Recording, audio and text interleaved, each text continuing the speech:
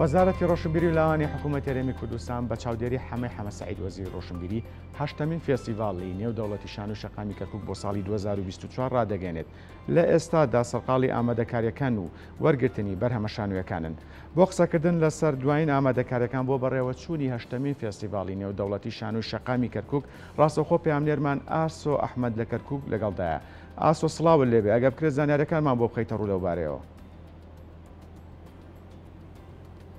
ئاکام سڵاو لە تۆ لە بینەرانی کورسات نیوز دەتوانێت بڵێم کەرکووک و کەرکووکیەکان لەگەڵ ئەم فیستیڤاڵی شانۆی نێودەوڵەتیە ئاشنا بوونە، چونکە لە چەند ساڵی ڕابردوودا فیستیڤاڵی نێودەوڵەتی شانۆی سەرشەقام ئەنجام دراوە. خەڵکی کەرکووک بە پەرۆشەوە بوونە بۆ بینینی فیستیڤاڵە شانۆیەکان. لە ئێستاشدا ئامادەکاری دەکرێت بۆ ئەنجامدانی هەشتمین فیستیڤاڵی شانۆی شەقام خولی هەشتم کە لەلایەن وەزارەتی ڕۆشنبیری و لاوانی حکوومەتی هەرێمی کوردستانەوە سپۆنسەر کراوە بە هەوڵی ئاسۆ مامەن لێپرسراوی یەکێتی لە کەرکووک و سەلاحەدین. لە ئێستادا ئامادەکاری دەکرێت بۆ بەڕێوەچوونی ئەو فیستیڤاڵی شانۆیە. من دەمەوێت لەگەڵ سەرپەرشتیاری فیستیڤاڵەکە نەجات نەجم قسە بکەم. سوپاس بۆ ئامادەبوونێت. لە ڕابردوودا چەندی فیستیڤاڵی شانۆی نێودەوڵەتی لە کەرکووک ئەنجام دراوە. لە ئێستادا ئامادەکاری دەکرێت بۆ خولی هەشتەمی فیستیڤاڵی شانۆی شەقام کە لە ڕابردوودا گەرم و گوڕێکی لە کەرکووک دروست دەکرد. شەقامەکان دەبیندا کە پڕدەبوون لە وڵاتیان داهاتن بۆ بینینی فیستیڤاڵەکە. چیتان کردۆ بۆ ئەم فیستیڤاڵەکە بڕیارە بەڕێوە بچێت و ئامادەکاری بۆ دەکەن لە ئێستادا؟ وەڵا دیارە لە 2014ەوە فیستیڤاڵی نێودەوڵەتی شانۆی شەقام یەکەم خولی بەڕێ کرد. ئێمە ئەم ساڵ وەکو هەموو ساڵێ لە مانگی 11 کارەکان دەست پێکا، بەڵام ئەم ساڵ ئێمە ئێستا لە ئامادەکارین. تەبعاً فستیڤاڵی نێودەوڵەتی شانۆی شەقام خولی هەشتەمە ئەم ساڵ بە سەرپەرشتی یاخود ئەم بەرهەمی وەزارەتی ڕۆشنبیری حکوومەتی هەرێمی کوردستان و بە چاودێری بەڕێز کاکە حەمە سەعید وەزیری ڕۆشنبیری. کاکە ئاسۆ مامەند وەکو بەرپرسی کەرکووک سەلاحەدین سەرپەرشتیەکە لێرە ساڵانە وەکو چاودێرەیەکی گشتی هەنگاوی گەورەی ناوە بۆ پاڵپشتکردنی ئەم فستیڤاڵە.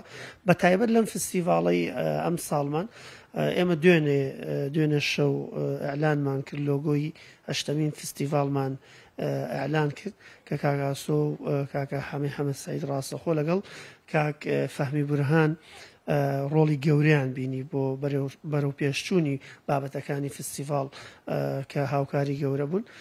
بۆیە ئێمە ئێستا لە ئامادەکاریەکانەوەیە سەرەتا ئەعلانکردن وەکو لۆگۆی فستیڤاڵ، دواتر فۆرمێک هەیە بۆ بەشداربووان. ئەم ساڵ ئێمە ئامادەکاریەکەین 2 وڵات بێنە کەرکووکەوە. ساڵی پار لە مانگی 11 بە ئامادەبوونی 8 وڵاتی عەرەبی و 2 وڵاتی ئەوروپی. ئەم ساڵ ئەیکێنە 2 وڵاتی دنیا کە 5 عەرەبیە بێ، 5 وڵاتی ئەوروپی و ئەمریکیە بێ. ئەوەی کە هەن بەرنامەکان وەکو ساڵانی پێشوو ئێمە کەرنەڤاڵێک و جەژنێکی زۆر گەورە لە ناو یەکێک لە سەرەکی ترین شەقامەکانی شاری کەرکووکەکرێ کە ساڵانە و شەقامە هەردوو سایدەکە هەمووی ئەگیرێت و ئەبێتە جێی ئەوەی کە وەکو ڕێوڕسمێکی گەورە ئاهەنگی مۆسیقا و گۆرانی و بووکەڵە و نمایش لەسەر جادەکان بەڕۆیشتنەوە مەسەلەی ینی سرودی نیشتیمانی دواتریش نمایشەکان دەست پێکا لە ڕۆژانی فستیڤاڵ. لە ئێستادا سەرقاڵی پرۆڤەن بۆ ئەنجامدانی نمایشێکی تری شانۆیی. ئەم پرۆڤەی کە دەیکەن تێکەڵی دەکەن لەگەڵ فستیڤاڵی نێودەوڵەتی شانۆی خولی هەشتم یان ئەمە پرۆژەیەکی جیاوازی هونەریە لە کەرکووک ئەنجامێنی؟ طبعا هەشتمین فستیڤاڵەوە بۆ خۆی یەکێکە لە پرۆژە گەورەکانی گروپی شانۆی هەوار وەزارەتی ڕۆشنبیری حکوومەتی هەرێمی کوردستان وەکوتم بە پاڵپشتی کاکە ئاسۆ مامەند. بەڵام ئەو پرۆژەیە کە پرۆژەیەکی ترە هەموو دزەکانی یەک نین کە لە شانۆیەکی بڵین جیهانیە. ئەمە بە هاوبەشی گروپی شانۆی هەوار لەگەڵ گروپی شانۆی ستەیج ئێستا لە زیاتر لە 15 ڕۆژە ئێمە لە پرۆڤەکردنین. ئەمە نمایشێکی کۆمیدیە جیاواز لە پرۆژەی فستیڤاڵەکە.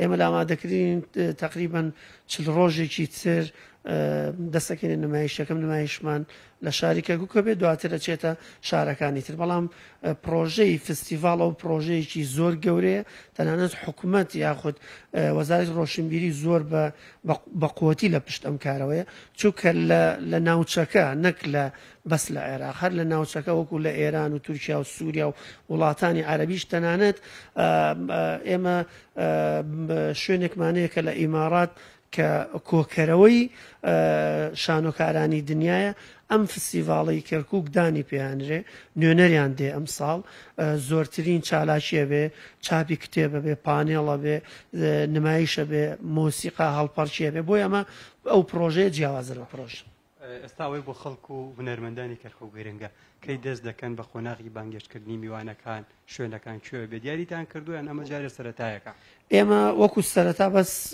وتمان فستیڤاڵە بێ لەبەرەوەی ئێمە ئۆکەی ماوەرگردووە لە بابەتە ئیداریەکانین بەڵام ڕاستەوخۆ ڕۆژانی داهاتوو فۆرمێک دابەشەکرێ بۆ هەموو گروپەکانی کوردستان ناو کەرکووک وڵاتانی دەرەوە دواتر دوای فۆرمەکە زانیمان چەند نمایشمان هەیە چەند وڵات بەشدارە بێ چالاشیەکان چین یەک کۆنگرەی ڕۆژنامەوانی جیاوازە و کۆنگرە نۆرماڵانی کە لە فستیڤاڵەکان ترەگرێ ئەگەر بیرتانە ساڵی پار لە مانگی 11 ئێمە کۆنگرەی ئەلانکردنی فستیڤاڵەکەمان بە نمایش و بە میوانداری و بە میوزیک و بە گۆرانیەوە بوو ئەم ساڵ سوپرایزمانەیە جیاوازترە بێ لەبەرەوەی شانوی شەقام لەبەروی فەزای دەرەوەیە بۆ خەڵکە بۆ خەڵکی ئاساییە ئەم شارێش وەکو کەرکووک وەکەوەی کە لە ڕوویە سیاسیەکەەوە باسیکەین یاخود لە ڕووی هونەرەکە ئێمە خزمەتکاری خەڵکە بین ئەمە بێوەکو تاکە دەستگای میدیای کوردیش کە خزمەتی هونەر و هونەرمەندا بکات لە ڕێگەی کورسات و کورسات نیوز و پەیامەکەتان گەیاند کە